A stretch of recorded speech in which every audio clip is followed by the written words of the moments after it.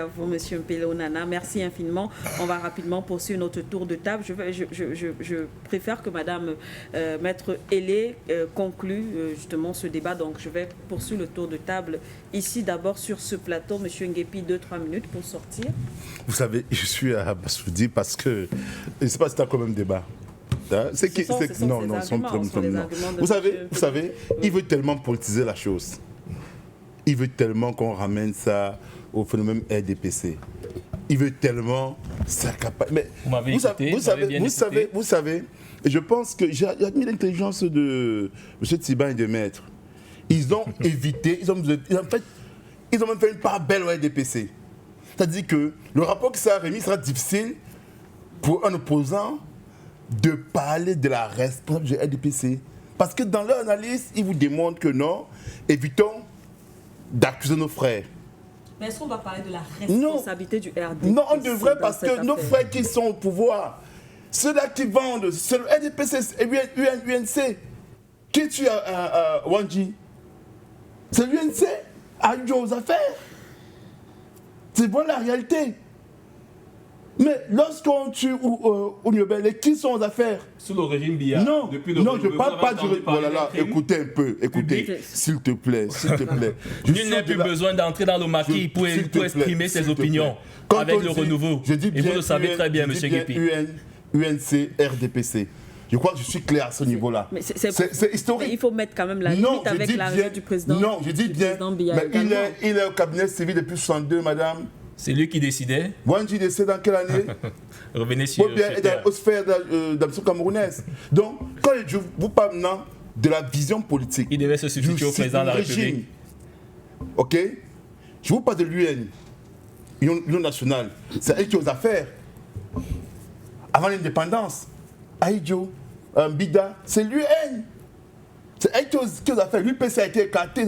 Celui-là qui aurait dû être aux affaires, c'était l'UPC. Et par ce l'UNC en 1966, je suis Aïdjo toujours. Et puis tu as le LP 184. Donc en fait, c'est la même configuration. Donc dans l'intelligence, en fait, ils s'arrangent que nous, les hommes politiques, on n'est pas dans le débat sur l'aspect politique. Parce que quand j'ai suivi l'intervention de M. Tsiban et de Dr. Tsiban et de Maître, j'ai compris qu'ils disent non, ne biaisez pas, ne politisez pas quand le rapport va arriver. Ne faites pas des sorties pour dire Paul Biya, ceci. Non. Limitez-vous sur l'aspect historique et demandez réparation aux commanditaires, à celui-là qui est la France. C'est ce qu'ils ont fait. Mais lui, il ne se rend pas compte.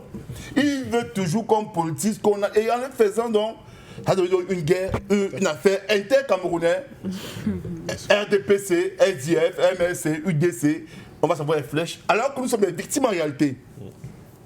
C'est ce qu'il ne comprend pas. C'est qu'il fait tout pour politiser l'affaire. Vous avez le droit de comprendre. Il fait tout pour que moi, l'SDP, je me mets à raconter, à dire, à parler de la malgouvernance de RDPC, de leur rôle trouble de l'UN, RDPC, sur la mort de Nes Wanji, qui est du Cameroun.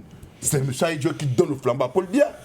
Et c'est ça qu'il faut éviter. C'est ça que j'admire donc ce que Maître a parlé tout à l'heure avec Dr. Tsiban, parce qu'en fait, il nous amène à nous dire, vous, hommes politiques, restons unis. Et c'est ça qu'on veut. En fait, il faut qu'il y ait l'unité, qu'on dise clairement à Macron que tu n'avais pas, c'était pas toi de mettre ce rapport. Qu'on lise le rapport, et on sait là qu'il sera biaisé.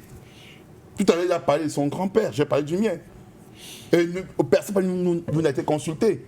Et ce n'est qu'une goutte d'eau parmi tant de crimes qui s'est passé. De même consulter. Non, si c'était non, je peux vous rassurer. Oui. Si c'était une commission camerounaise, on pourrait prendre 5 ans pour les créer. Il y aurait eu des enquêtes qui auraient été menées. Il y aurait eu des approches historiques. Ça aurait été fait. Ça aurait été fait, croyez-moi. Lorsque les Japonais, les Chinois ont voulu réécrire les Vietnamiens, il y a eu des écritures, ils ont pris le temps nécessaire pour sortir une base. La Shoah. Les victimes de la Shoah sont répertoriées. Vous pensez que ça s'est passé du jour au lendemain? Attendez, à l'époque, il n'y avait même pas de récit, mais il n'y avait même pas d'écriture.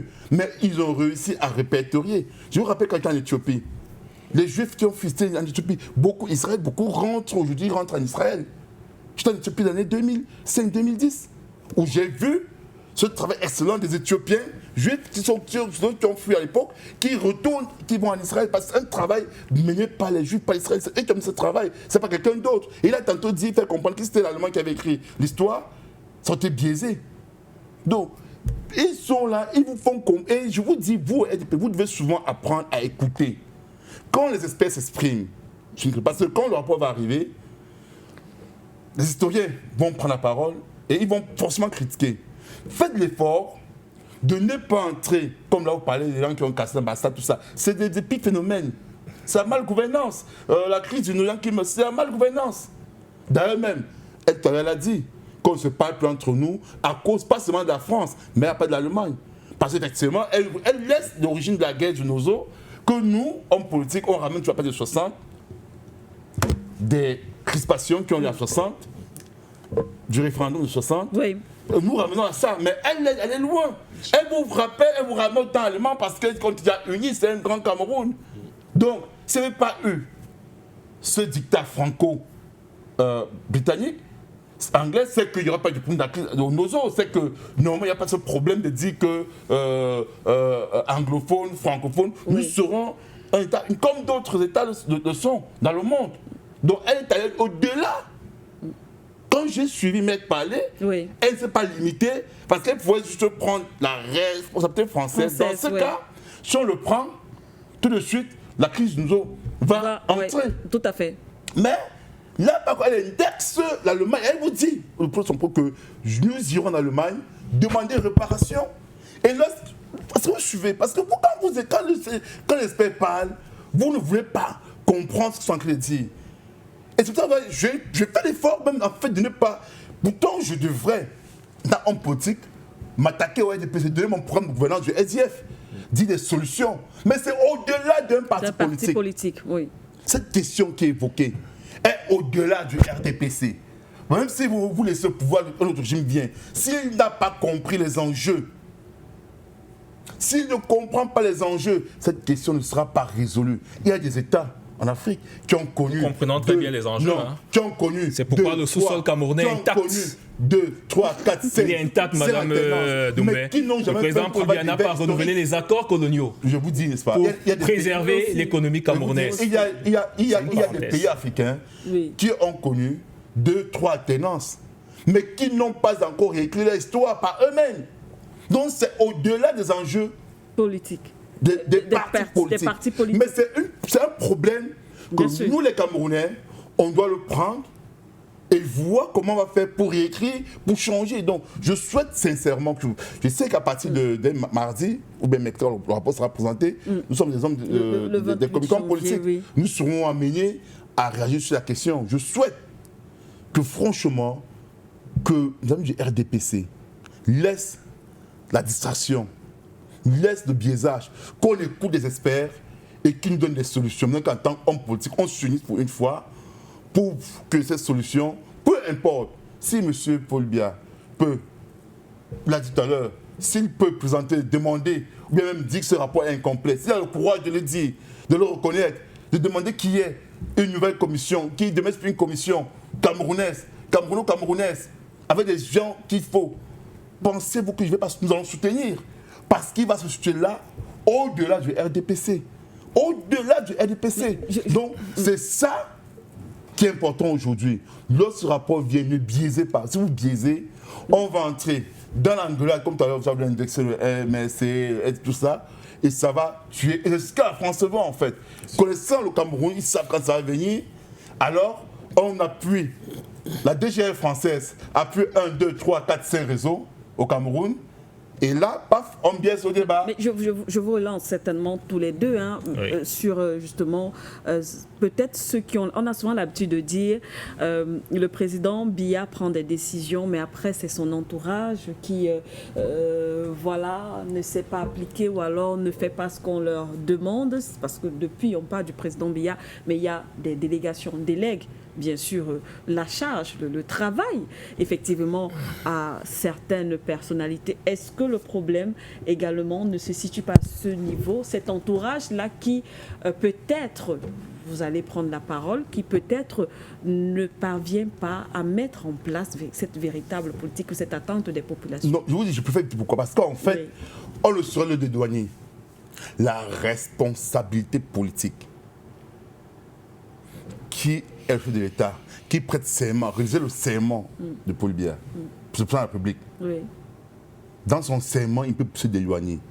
C'est-à-dire, il ne peut pas dire que mais c'est pas lui qui demande à ses ministres de voler, il a délégué et que les ministres ont mal fait. C'est pas celui qui les nomme. Et il a un pouvoir de contrôle sur les ministres. Oui, Nous l'avons remis, tous les institutions de contrôle judiciaire, police, renseignement, tout ce qui va avec. C'est la même chose qu'on dirait de la France, qu'on dirait des États-Unis. Oui. Donc il ne peut pas, lorsqu'il y a des échecs, se dédouaner et accuser son gouvernement. Parce qu'il en fait partie intégrale. Il est le maître penseur de cela. C'est lui qui choisit. C'est lui qui choisit. Et il a à sa disponibilité les mécanismes de sanction.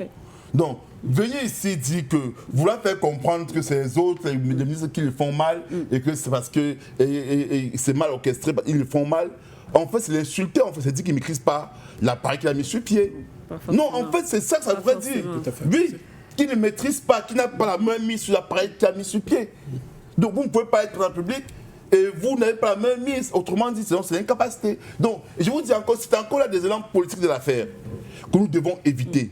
Et je sais qu'ils vont nous amener dans cette ordre-là, sur la position de l'affaire. Aujourd'hui, c'est une question dans la vie nationale. Tellement importante. On parle de notre identité, de notre histoire, de nos cultures, de nous approprier de ce que nous sommes, nous, en tant que Camerounais. C'est ce que les Chinois ont fait. Ils se sont appropriés de l'histoire. Nous devons nous approprier de notre histoire. Et au sein de cette histoire-là, nous sortirons grands. Mais si on commence déjà par des épiphénomènes, alors nous aurons échoué. Et la France, c'est ce qu'elle veut. Elle sortira vainqueur et nous serons toujours là à nous chamailler. Alors que l'enjeu est au-dessus de ça.